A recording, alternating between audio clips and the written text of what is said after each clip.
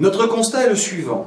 De nombreux dirigeants de SARL ou EURL à l'IS avec un statut de gérant majoritaire toujours en activité, c'est-à-dire non à la retraite, se posent la question suivante. Dois-je me verser du dividende? Dois-je percevoir une prime de gérance? Ou dois-je tout simplement transformer mon EURL ou mon SARL en SAS ou en SASU? La réponse est simple.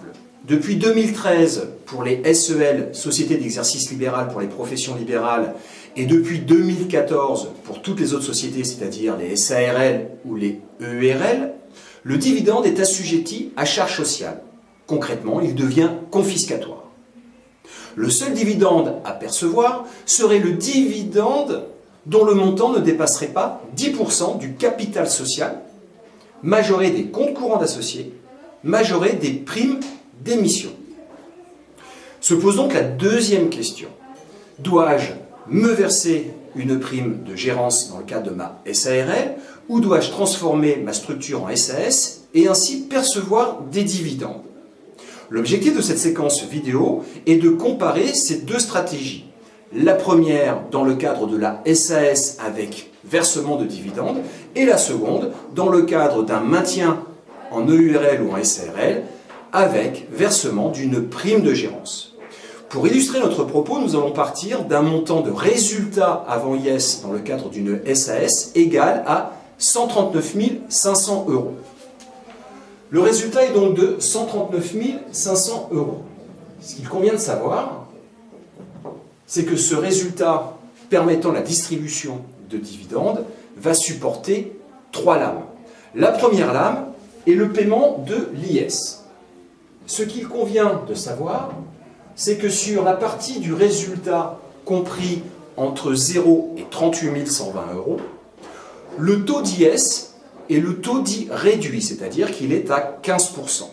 Sur la partie supérieure à 38 120 pour aller jusqu'à 139 500, le taux de l'IS est un taux normal à 33 1/3. Dans notre exemple, sur la base d'un résultat avant IS de 139 500, le montant de l'IS global à payer sera de 39 500 €. Mon résultat net sera donc de 100 000 €. Sur la base de ce résultat net de 100 000 €, deux options sont possibles. Soit je laisse l'argent dans la société et dans ce cas je constitue de la réserve, soit je décide de distribuer ce résultat et cela devient du dividende.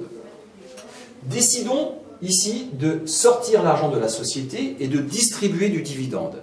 Ma deuxième lame va être une lame correspondant au paiement des prélèvements sociaux. Le poids des prélèvements sociaux, ici, sera de l'ordre de 15,50%. Concrètement, le dividende net de prélèvements sociaux sera, dans mon cas de figure, de 84 500 €, c'est-à-dire 100 000 moins les 15,50% de prélèvements sociaux. Enfin, la troisième lame, cette fois-ci la lame de l'impôt sur le revenu, va être calculée sur une assiette déterminée de la manière suivante. Mon assiette fiscale sera égale à 100 000 €, bénéficiant d'un abattement de 40%. Je vais donc ici avoir une assiette de 60 000 €. Et autre particularité du dividende, c'est que je vais pouvoir bénéficier d'un crédit d'impôt au titre de la CSG déductible. Le taux de la CSG déductible est de 5,1% qui sera calculé sur la base ici de mes 100 000 €. Je vais donc diminuer mon assiette fiscale de 5 100 € au titre de la CSG déductible. Au final, mon assiette fiscale sera donc égale à 54 900 € qui va supporter l'impôt sur le revenu. Dans notre exemple, partons sur le principe qu'il s'agisse ici d'un couple avec 2 enfants. La pression fiscale maximale sera de 30%. Je vais donc ici multiplier mes 54 900 par 30%, ce qui va me donner un montant d'impôt sur le revenu égal à 16 400 €. Ces 16 400 € d'impôt sur le revenu vont diminuer le montant de mon dividende perçu, si bien qu'au final, le dividende net de prélèvements sociaux et net d'impôt sur le revenu sera égal à 68 100 €.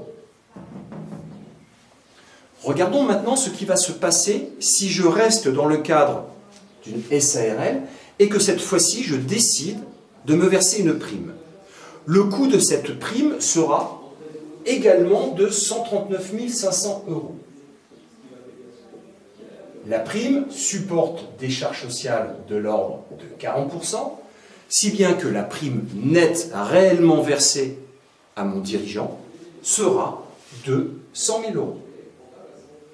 Ces 100 000 € vont également supporter l'impôt sur le revenu. Nous allons conserver le même taux d'impôt que dans l'exemple de la SAS. Je vais donc m'acquitter de 30% d'impôt, si bien que mon résultat net de charge et net d'impôt sera égal ici à 70 000 €. Autre particularité du dividende dans le cadre de la SAS. Le dividende dans le cadre de la SAS est stérile dans sa capacité à générer des droits retraite. Là où la prime de gérance, à travers les 40%, va me permettre de fabriquer du droit retraite futur.